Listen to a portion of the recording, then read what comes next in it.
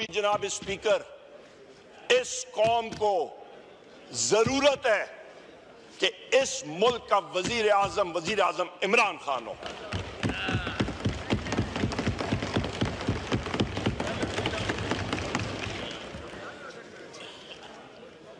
ये वजह मैं क्यों कह रहा हूं जनाब स्पीकर, हमें स्ट्रांग लीडरशिप चाहिए, क्योंकि यहां पे मैं पब्लिकली कह चुका हूं, अपने हल्के में था, कल वहां पे स्पीचेस भी कह चुका हूं, आपकी रिजीम कह चुकी है, आपकी मिलिट्री कह रही है कि हिंदुस्तान का अटैक इमिनेंट है, किसी भी वक्त किसी टाइम पे आ सकता है, उसका मुकाबला एक स्ट्रांग लीडर ही कर सकता है, वीक लीडर कभी नहीं कर सकता। और हिंदुस्तान क्या करेगा, ये एस्केलेशन, और उस पर भी आपकी स्पीच में अपने आप को मैं आपको बताऊंगा। हिंदुस्तान ये attack, imminent attack air launch stand off weapons के जरिए करेगा, अपना ब्राह्मोस सुपरसोनिक क्रूज मिसाइल के जरिए करेगा।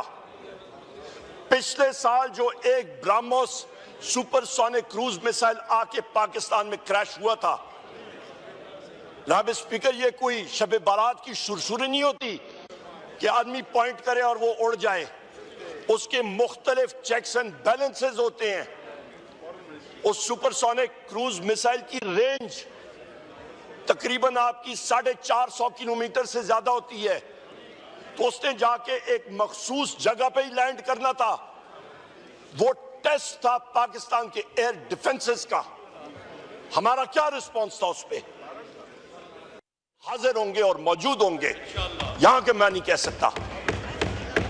जनाब स्पीकर, यहां पे मैं ये बात भी कहता चलूं कि इंडस वाटर ट्रीटी मोदी सरकार ने इसको वेपनाइज किया।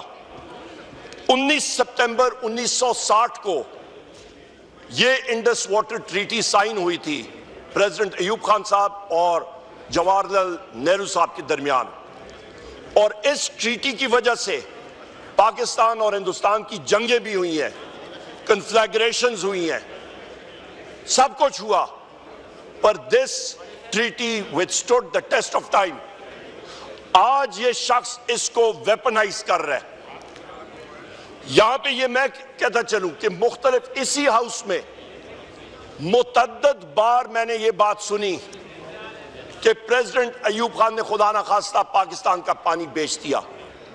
तो या उन साथियों का जो यहां पे गवर्नमेंट बेंचेस पे भी, ये रिजीम के बेंचेस पे यहां पे बहुत बार मैंने आवाज सुनी है, या वो बात होती, उस पे सदाकत होती, तो आज आप अपने इस जॉइंट रेजोल्यूशन में ये क्यों कह रहे हैं कि हम लोग डिक्लेरेशन ऑफ वॉर करेंगे, कि मोदी जो है उसने इस ट्रीटी को यूनिलैटरली सस्पेंड कर रहा है। लिहाजा 19 सितंबर 1961 1961 की इंडस वाटर ट्रीटी दुरुस्त थी, पाकिस्तान के फायदे में थी, और आज पाकिस्तान भैया आवाज होके मोदी को कह रहा है कि या तुमने इंडस वाटर ट्रीटी को वायलेट किया, ये एक डिक्लेरेशन ऑफ वॉर होगी। और जो लोग इस पे पहले दराड़े डाल रहे थे, झूठ कह रहे थे, उनको अपोलोजाइज करना चाहिए, या फिर नेशन के सामने आके करना चाहिए कि जी हम लोग गलत थे। यहां पे मैं ये भी कहता चलूं जनाब स्पीकर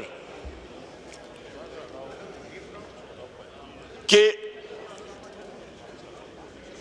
10 मई 1940 को जिस वक्त सेकेंड वर्ल्ड वॉर 1939 में छिड़ गई थी, और ये मिसाल क्यों जरूरी है, ये लीडरशिप के हवाले से मैं बात कर रहा हूं। 10 मई 1940 को जिस तरह मोदी है, मैं फिर कह रहा हूं, और जो मेरे कायद ने भी बार इसको इक्वेट किया है मोदी को हिटलर के साथ, ये उसी तसलसल की बात मैं कर रहा हूं। 10 मई 1940 को हिटलर ने यूरोप के लोलैंड कंट्रीज को, लो कंट्रीज को इन्वेड किया।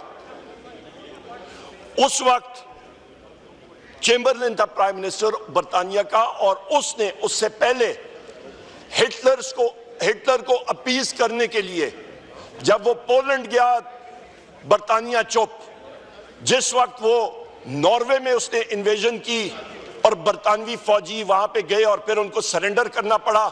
बरतानिया चुप। जब लो कंट्रीज की इन्वेजन हुई, बरतानिया में और वेस्टर्न वर्ल्ड की आंखें खुली कि एक शख्स जिसने खून की होली खेलनी थी, जिसका नाम हिटलर था, उसका अभी रास्ता रोकना जरूरी है और वो कोई कमजोर आदमी नहीं रोक सकता था।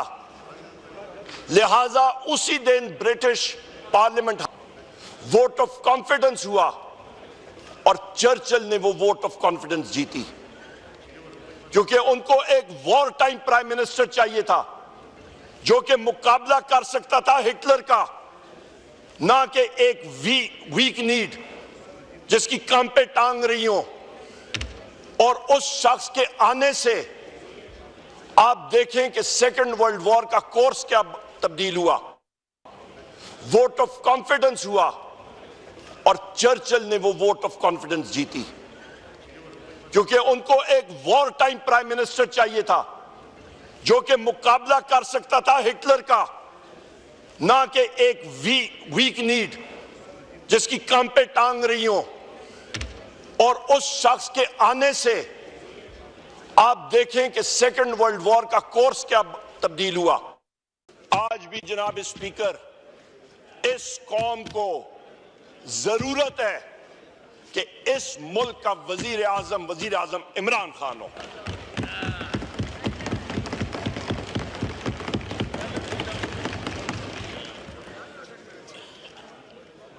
ये वजह मैं क्यों कह रहा हूं जनाब स्पीकर, हमें स्ट्रांग लीडरशिप चाहिए, क्योंकि यहां पे मैं पब्लिकली कह चुका हूं, अपने हल्के में था कल, वहां पे स्पीचेस भी कह चुका हूं, आपकी रिजीम कह चुकी है, आपकी मिलिट्री कह रही है कि हिंदुस्तान का अटैक इमिनेंट है, किसी भी वक्त किसी टाइम पे आ सकता है। उसका मुकाबला एक स्ट्रांग लीडर ही कर सकता है, वीक लीडर कभी नहीं कर सकता।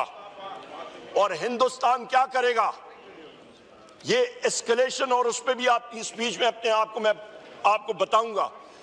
हिंदुस्तान ये attack, imminent attack air launch stand off weapons के जरिए करेगा, अपना ब्राह्मोस सुपरसोनिक क्रूज मिसाइल के जरिए करेगा।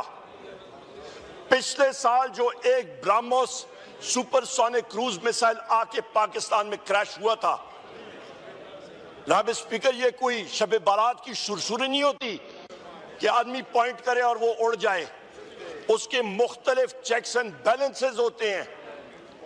उस सुपरसोनिक क्रूज मिसाइल की रेंज तकरीबन आपकी 450 किलोमीटर से ज्यादा होती है, तो उसने जाके एक मखसूस जगह पे ही लैंड करना था। वो टेस्ट था पाकिस्तान के एयर डिफेंसेस का। हमारा क्या रिस्पॉन्स था उस पे?